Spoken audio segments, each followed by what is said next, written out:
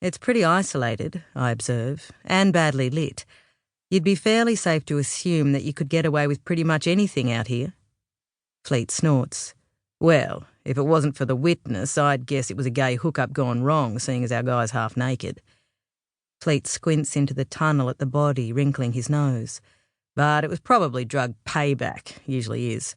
Maybe, I reply, but I don't think so. Everything here suggests that he was taken by surprise. I think he was urinating against the wall when someone attacked him.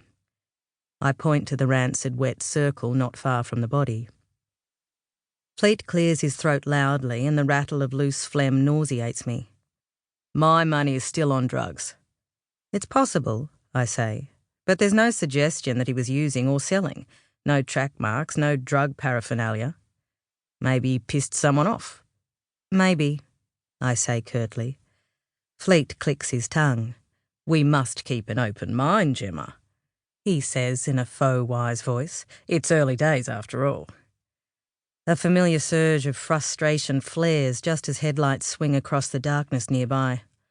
The bark of a dog explodes behind us. Moments later, our boss, Chief Inspector Toby Isaacs, ducks under the tape and into the mouth of the tunnel. He nods at me, then Fleet, before surveying the scene with wide grey eyes. His features don't move, but his gaze lingers on the dead man's worn boots. The sole of the left one gapes open at the toes like a howling mouth. What do we know? Asks Isaacs. He was stabbed, I say, straightening my shoulders and forcing strength into my voice. Looks like a single wound, though we haven't moved him yet. No sign of a weapon. I'll arrange for a field team to do a search at first light and see what CCTV we can pull from the area, but I think we'll hit a dead end on that front. I can't see any cameras. Isaacs nods briskly. And we're sure he was homeless? It certainly looks that way, I confirm. And smells that way, says Fleet. He points past the forensics team to a blanket and a tatty backpack. That looks like his bedroom over there. We can't find any ID, I add. Where's the witness now? Asks Isaacs, looking around. She's at the station, I tell him. We'll head back there and take her statement once we're done here. Apparently she's elderly and homeless herself.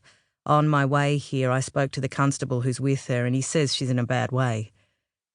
She definitely doesn't have anything to do with it? It doesn't sound like it. He said she's terrified. Isaacs purses his lips. Do we have a description to work with? A man in a hoodie, I reply. We'll push for more details, but it's so dark out here I doubt she saw much. Men in hoodies really are the root of all evil, aren't they? Quips Fleet. I watch as he scratches his elbow and pushes a hand roughly through his wiry hair. Isaac seems to tolerate rather than favour him, which he never seems too fussed about, but then Nick Fleet never seems particularly ruffled by anything. In the 3 months I've been in Melbourne, I've worked more closely with him than anyone else on the squad. He's a detective sergeant like me, but at least a couple of years older. I'd be surprised if he's 40. I get the feeling he had another life altogether before entering the force. I also quickly learned he has a massive reputation with the ladies, though I'm yet to see the charm. He is unappealingly hairy and frequently rude, and he has a rough, primal quality, a harshness.